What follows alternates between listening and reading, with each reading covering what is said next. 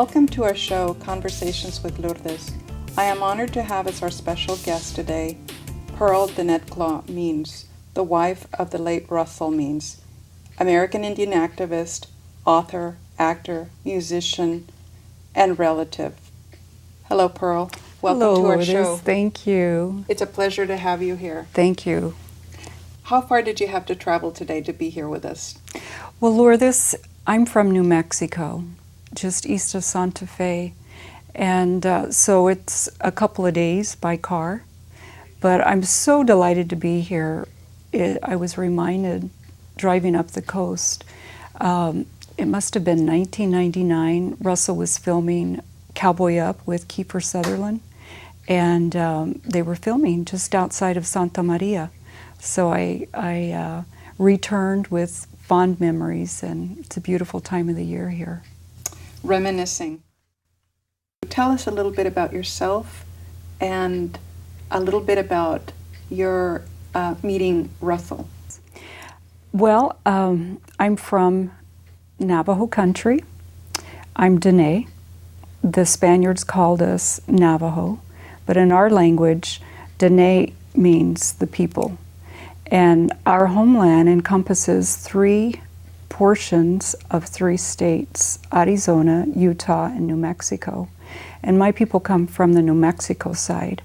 I was born into the Salt clan, and I come from a family of 8. I was raised in rural New Mexico. Russell and I have a home east of Santa Fe, and that's where I traveled from to be here with you and all of our community members. Well, thank you for being here. I'm sure our audience is delighting in your presence. I hope so. I met Russell in 1998 in Santa Fe, New Mexico. He was with a small group of writers, directors from Hollywood, and I at that time was managing a resort property, and we had accommodated a lot of high-end production companies as they were filming quite a bit of movies at that time in New Mexico. And I was asked to participate and to offer the brunch on a historic train ride from Santa Fe to Lamy. And Russell was part of that group. So that's how we initially met. What was his reaction when he first saw you? The beautiful thing about Russell is you always knew where you stood. Mm-hmm. And he just had this imposing presence about him. As I stepped on the train, the last one on the train, he was the first person I saw, and he just was standing in such a defiant stance. And I marched right up to him, extended my hand, introduced myself, and I couldn't quite make the connection initially. What would American Indian Movement leader Russell Means be doing with this small Hollywood group? But then quickly remembered that he also starred in Last of the Mohicans, Michael Mann's movie that was released back in the early 90s. So we immediately engaged in a very interesting conversation, encompassed a number of topics, and we both were just delighted with the dialogue and the exchange that we had. And I always found in the dominant society, when we had an opportunity to communicate with another Indigenous person, it was always a treat. So I quite enjoyed that conversation. Well, That's a very interesting story, and I can only imagine the two of you meeting. What a delight, and just so much energy, good energy that must have collided, but at the same time. You know, the interesting thing is we talked a lot about our personal lives, of children, cultures. I come from the Dene culture, he comes from the Lakota culture. We're both indigenous peoples, yet we have different different customs, obviously different languages, but our common belief, the philosophy of all indigenous peoples are very much the same, our worldview. Can you please elaborate on that? Because I understand what you're talking about, but I would like our audience to further understand. Certainly. We come, as indigenous peoples, about 98% of us come from matrilineal social systems. And that doesn't mean that the woman takes control or is in charge. It means that we celebrate the differences. And therefore, we have a more balanced society. So we recognize where the strengths of the male, men are very pragmatic. They tend to social matters very well. They're able to process in a very effective manner. They were defenders. They looked out after the people, the community. They were charged with a number of things that differ from the female. The female being the giver of life. Our focus is with our children. It's with continuing our languages, our stories. And we know that a child, up until they're about 5 years of age, they need the nurturing of the female within the community, the mothers, the aunties, the grandmas. And then the male children, at that point of about 6, then are ready to go with the men and to begin learning the ways of the men. So we come from a system that ensures balance. And that's not just between the sexes, but all of life. We refer to the earth as being our grandmother. We have the heartbeat of our grandmother. All of our relatives, the green life, the four-leggeds, the water, the winged, we all came in with instructions. And only human with the ability to reason has strayed from those original instructions. A very simple example. Without man, the equation of the earth would be very healthy. All of the other kingdoms would flourish. Yet without those kingdoms, human couldn't survive. So that kind of puts it into perspective as to where we are as human on the chain of life. So therefore, we have a lot of respect for our relatives. And so we're not in competition. We don't come from a worldview of dominating. And we're very comfortable with what we do know here during this very short time that we're here, which is a drop in the bucket in comparison to a rock. So we know that we're charged with being caretakers, being good stewards, but also making decisions that are at least based on the next 7 generations. So when you come from that worldview, you're not going to overutilize, you're not going to take an aggressive manner, you're going to come from a very respectful place. And I would say that as Indigenous peoples, we respect our relatives' visions. We understand that it may differ from ours, but we respect it.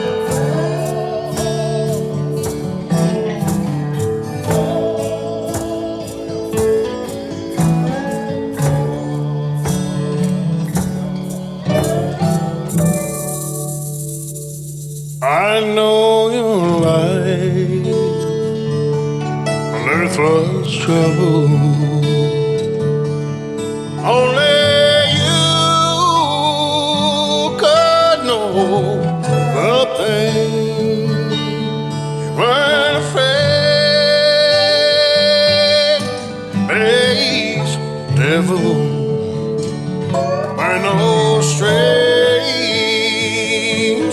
to the rain. Glorious high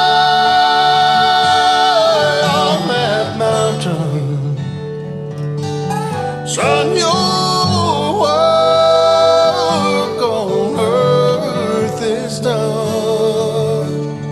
Go to heaven shouting, love for the Father and the Son.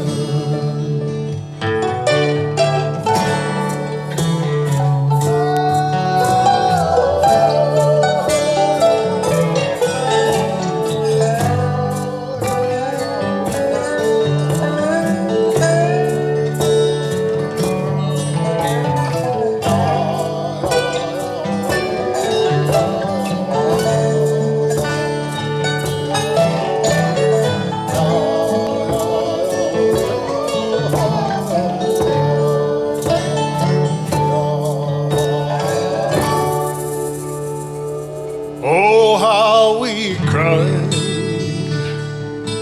the day you left us. We gathered round your grave to grieve. Wish I could see those angels' faces when they hear your sweet voice sing.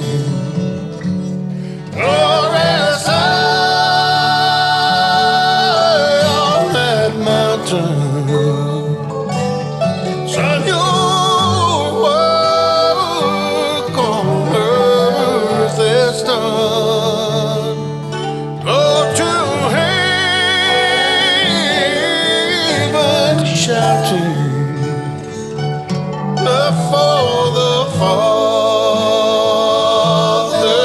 and the Son. Go to heaven shouting, love for the Father and the Son.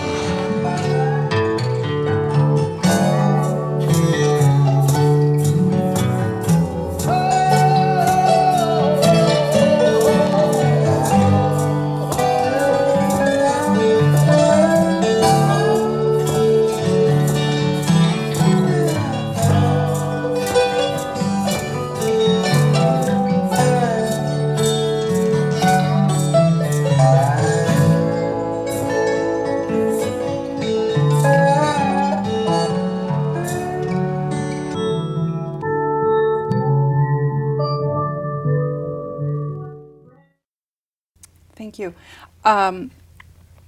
Russell's view, I know that he mentioned that much of that came from his ancestors. Can you please elaborate on what he meant by that? Certainly. It's interesting, the book, this was the last project that he worked on, so it was very important to him to get this information out. If you have forgotten the names of the clouds, you've lost your way. It's a handbook on American Indian thought and philosophy. And it's just a very brief thumbnail overview of the world that we come from. And interesting enough, the first year that we were married, Russell took the first 8-9 months and didn't travel, didn't take any engagements, and focused that time on getting to know me and giving me the opportunity to get to know him. And through that period of becoming acquainted, the level of comfort, the secureness that was needed in order for me to embrace his life was really a beautiful time. And a lot of what he shared with me is what's in this book. And I remember at the time, and so this would have been 1999, And I encouraged him to put it in writing. And he always stressed, we come from an oral society where the stories, the wisdoms are passed by word of mouth from generation to generation. So with this being one of his last projects before he transitioned to the next world, I felt it's very important to get this information out because it applies to all of us, and it applies to where we are today on the planet. And it comes from the perspective of the indigenous worldview. So I feel strongly that this message is timely and it's important. And it speaks to some of our sacred ceremonies. The Lakota was charged with 7 sacred ceremonies. Russell speaks to all of those. And incidentally, they were their spiritual direction, the Lakota people, was given to them by White Buffalo Calf Woman, a female entity. So it's beautifully written. It's his words. It's the way he spoke. He was a master orator. He came into this lifetime with specific purpose, a mission. He deviated here and there, but he always came back to that path, that voice. And what he found multiple ways to exercise the message. And initially it was the American Indian movement, and then it was politics, the arts, and he continued to find the appropriate venues to continue getting the message out of the American Indian struggle, the education. The non-Indian knows very little about us and our way of life. And this was very important for Russell to begin educating not only Americans but the world on our people. And and unfortunately a lot of that was a very ugly history that has been kept from the American people. Genocide. We're about 0.5% of the population in America. So that speaks to the severe genocide that our people experienced. Frank Foolscrow was so impressed with Russell's dedication, his diligence, that after that Sundance he adopted him as his grandson. And his interpreter was a blood relative of Russell's, Matthew King, who was his uncle, but he always referred to Russell as his grandson. So Russell took these documentarians to these 2 elders, and they asked, who are you sharing this knowledge with? All this wisdom that you have. This was after the interview. And Grandpa Foolscrow just threw his hands up in an exasperated motion and said in Lakota, oh, nobody. There's nobody to receive it. And so this was just at the height of the American Indian movement and the resurgence of our beauty, our identity, our ceremonies, and all that AIM represented and was all about was just devastating for Russell to hear this. So he went for a walk along the creek bank, and he walked for about an hour. When he returned, he asked his grandpa, Foolscrow, and his uncle, Matthew King, he said, do you say this because we're no longer of a pure heart and mind? And both old men nodded yes. So that's what he shared with me. So I never said another word. The last year that he was with us, in the physical.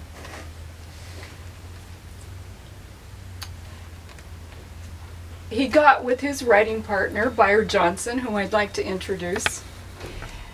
They were longtime writing partners, scripts and books and music and on and on.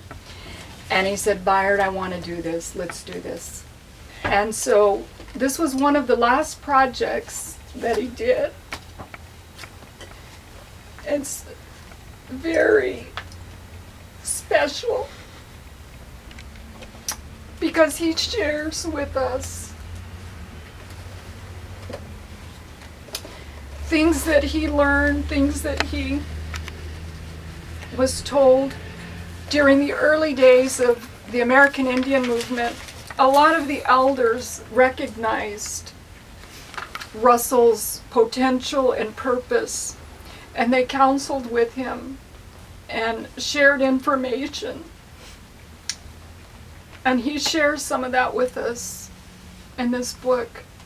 The Lakota have 52 names, and Lakota for the clouds. They can monitor and assess the weather for days. And today, few Lakota know all of these names. So this was one of his last messages for us and for humanity.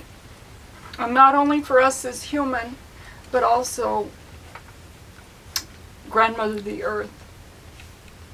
So I'm very honored, very pleased to be here. Russell loved California, spent a lot of time here, spoke at probably every university you have. And so I come back with a lot of joy, and I have a lot of projects working on with Byard Johnson. We're working on a documentary, Thunder on the Plains, and it'll tie together Russell's life and all that he's contributed. We have a 4th honoring coming up, and that'll coincide with his birthday, November 10th. And I want to extend an invitation to all of you. It'll be in Denver, Colorado. It'll be a 4-day event, 2-day symposium, academic political symposium. We'll have an art show. He was also a fabulous artist, and one of the probably his greatest statement politically, artistically, historically, was what he called the Indian Killer series. He took 12 alleged American heroes. He did the portrait, and then he did a narrative as to who they really were. And I hope to take that on as a traveling exhibit at some point, but we'll feature that series. Lourdes, with regard to the book and the book signings, I would also like to mention that I'll be back in the Bay Area early September. So there'll be a couple of, I think, Berkeley, San Francisco, there's a couple that'll be set up. So I will be back in the area in September.